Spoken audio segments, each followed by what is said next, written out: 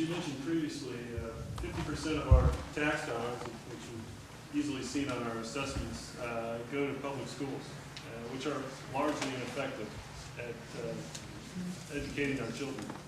I know in my neighborhood, very few children actually go to IPS because the schools are so poor. It seems like a no-brainer to me to figure out a way to really make them more effective, paring it down, maybe making it, you know, they seem like they're getting the money they need, but they just can't do the job. Do you have any plan? Yes, I do. The mayor's office didn't have anything to say about that, but it seems like an appropriate area to cut back some spending. We've actually had this, I've had this out there for quite a few months now, what I'd like to do on education.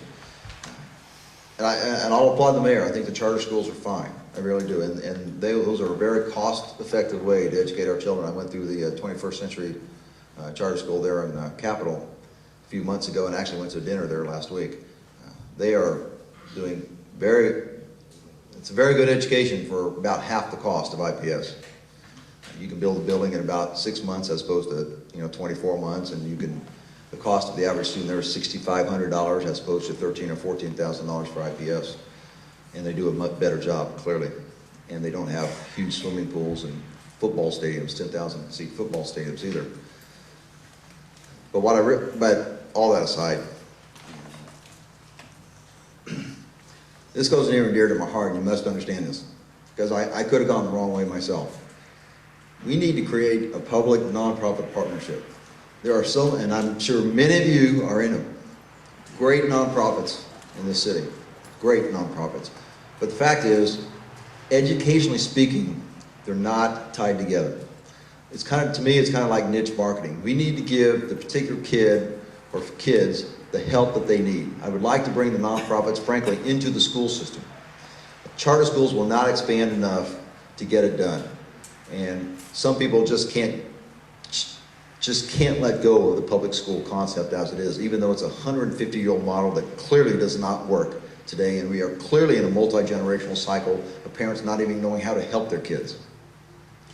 And I think the way to get out of this is to bring in the nonprofits, and there are great nonprofits in this area. And I want to bring them in together and say, this is what we need here, this is what we need here. About a month ago, I went to a lunch where they have a program called Read Up, which attacks the 4th grade, which is where kids start to read by themselves. They have to learn by themselves starting in the 4th grade by reading, as opposed to 1st, 2nd, 3rd grade. And that's great for the 4th graders. However, we need to do that, in my opinion, 1st through the 8th grade across the board. I'm not here to bash teachers. I'm really not here to bash schools other than their facilities. There are a lot of people who are doing great work in this city, in the school system. They really are. And their heart is in the right place. But I think it's time for the community to get more involved to help these kids out. Because, we need to understand this. There are kids being born today who have no shot. None. And that's just not right. Well, I think one thing that's happened to the IPS public schools is that a lot of people who are sitting here do not send their children to the schools. If they supported the children for the schools with their children walking in the door, those schools would be filled with. I understand that. I didn't send my kid to public schools either. When I came back, you did? Okay, right. All through, and they are successful, and they're fine, right? Professional people. Because you're good parents.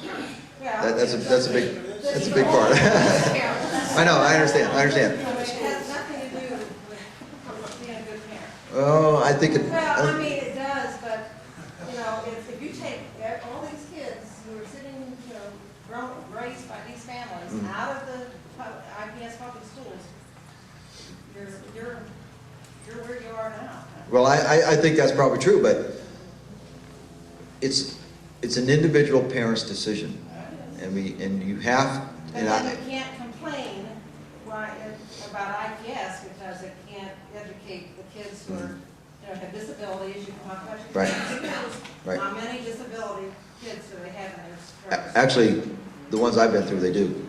Well, good. The autistic kids are in there, no doubt about that. But I agree, but at the same time, I'm not here to bash the schools or teachers, but this is a 150-year-old model that does not work for today's world. I mean, it may work for the traditional family who can help them out, but so many kids in IPS are on their second or third generation of single parenthood, and no one helped them. And we've got, you know, my dad broke our cycle of poverty. Somebody has to help them break their cycle of poverty. That's what I'm saying.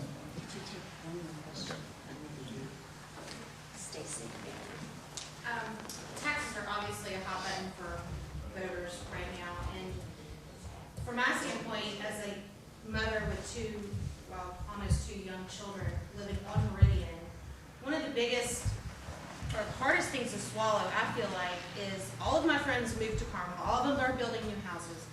We live in this area because we love it, Yeah. and most people who live in this area love it. Yeah.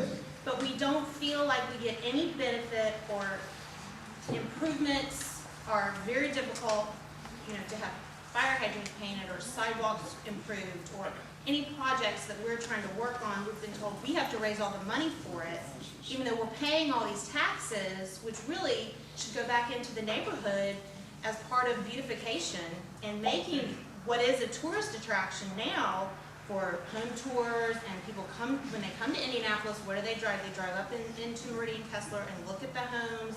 You know, they love that. People travel all over this country to look at these houses. Traffic is an issue, high speeds. Where do you stand on supporting the neighborhoods, especially one so close to the city, which is a gateway to the city, and giving money back or fighting for money federally so that we can have grant money to put into our neighborhoods? Yeah, actually, I do plan to institute a grant writing office to get as much money in. And I actually, when I worked for the corporation right out of the Marine Corps, that was the first thing I did. When I would drive people into the city and pick them up at the airport, I would always drive down Meridian. That's what I do, and show them the houses, because it is a point of pride, and I understand that. This probably goes back to what I said earlier, and maybe you can't make the connection, but in my brain it makes the connection, which is to open up the budget so you can see where the money is being spent.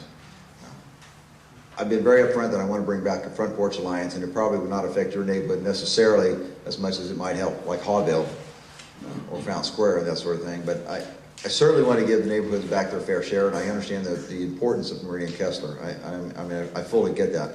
But we do need to look at the city as a whole, and we will open up the budget and we will make those calls. And you can, and frankly, you can come down and make that case, because we can't have Meridian go down. I mean, you just